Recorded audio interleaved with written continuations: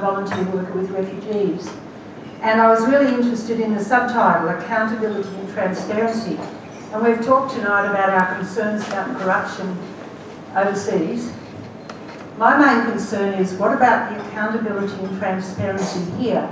What I'm hearing tonight from the speakers is seems to be a shift, where in the past, many of the decisions about aid might have been made by people with a humanitarian calling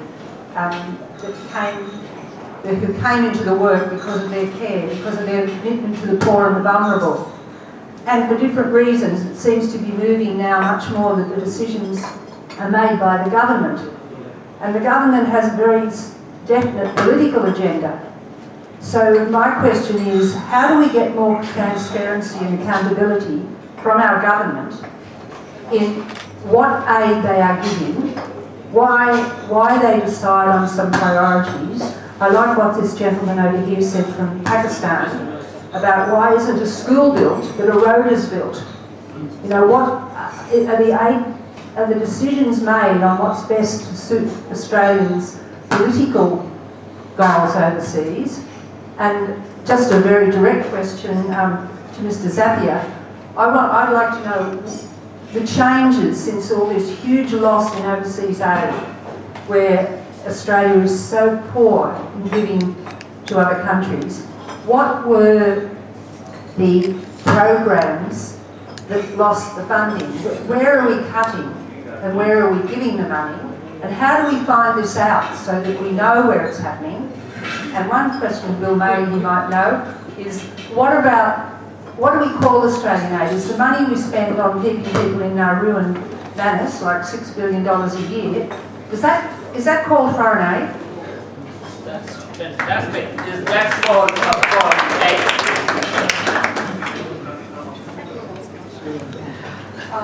Thank you. I think that they're all valid points, and I'll do my best to answer some of them, but I am also going to pass to my colleague Sam Zappia to talk about some of the other aspects from the NGO perspective. I think the most important thing to recognise is that the overseas aid program for the Australian government is actually in our national interest. And if you pick up the aid policy, you will actually see a clear purpose statement that is about our national interest. And the government recognises that actually a prosperous and stable region is of interest to Australia. We want our partner countries like Indonesia, the Philippines, the Pacific to be growing and to be prosperous so that they can be good neighbours and we can actually trade with them and engage with them and share goods with them. But if that doesn't happen, then Australia is incredibly vulnerable in our region and will continuously have to look to the US and the UK for support as our region becomes unstable. So I think the Australian government will always prioritise aid because they see it as a fundamental part of our foreign policy. And I also want to say that the government aid program is only one aspect of the aid that Australians give, and a lot of aid is actually given by people directly to NGOs to implement programs. So I think there's a broad range of support that we're providing. I think I might just leave it there and pass to Sam, if you don't mind. Yes, I'll try and answer some of those questions. I'm kind of feeling a bit mixed between my former Australian government hat and now as working for an Australian non-government organisation, Care Australia. In terms of transparency and accountability of the Australian government and the Australian aid program, I mean, the government has been quite clear of what its policy is, so it does put out policy statements and it has put out its paradigm around how it wants to drive the Australian aid program. So it's very clear. So then the debate is, is that how we want to see it? And certainly from an Australian NGO perspective, certainly for CARE, we applauded the attention that would be given to women's empowerment, and particularly around women's economic empowerment. So, I mean, that was a feature of the new Australian government's, if you like, the sort of policy planks that it wants to drive the Australian aid program. So that was a cheer.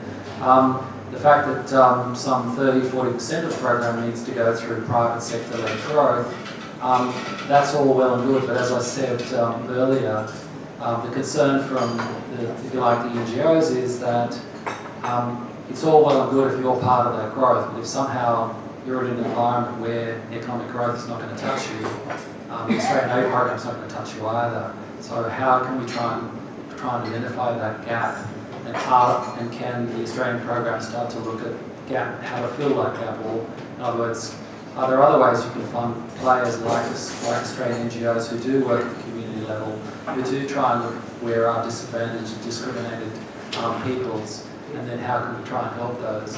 Yes, the Australian public does provide, but the reality is that even the Australian public, fundraising in that context has become harder. I don't know how many calls you get during the night from people wanting some contributions, but frankly over the last couple of years or so it's just multiplied exponentially. So it's a much more competitive environment because everybody wants a contribution from the Australian public, whether it be fire services or cancer groups or your charities. So all in all, certainly for NGOs, it's become extremely more difficult because there aren't the ready funds in the Australian aid program because they're being targeted to these sort of larger picture economic growth type scenarios. Yes, it's great that they're working, trying to also include women where possible. But so it is, for me, but it's still clear, it's out there what this, all we need to do is try and debate whether there are some finer points that need to be added into that paradigm. And I guess that's a debate that we'll continue to have both as individual NGOs, but also through through ACFID, which is the sort of peak body for NGOs. In terms of where, so the Australian aid program was slashed twice, particularly under the previous treasurer. Where have those cuts come? Well, they've largely come from, firstly, the growth in the aid program that was promised is not happening. So that was taken away. And then some of the larger programs like Indonesia, they were severely cut.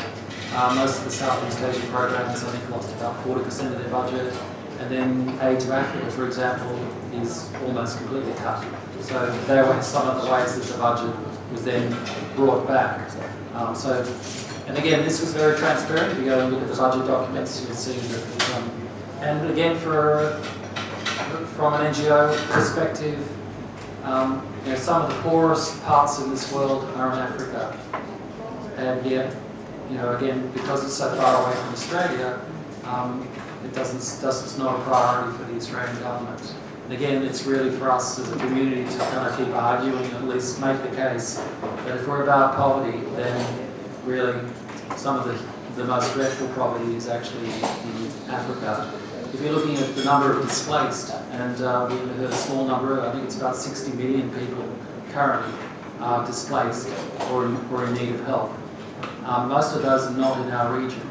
So, but again, there's not large amounts of money coming out of Australia for those sorts of people. So again, it's about having a discussion in our community about lobbying the government to at least think about these other needs because we can't do them. I might stop there. I think that's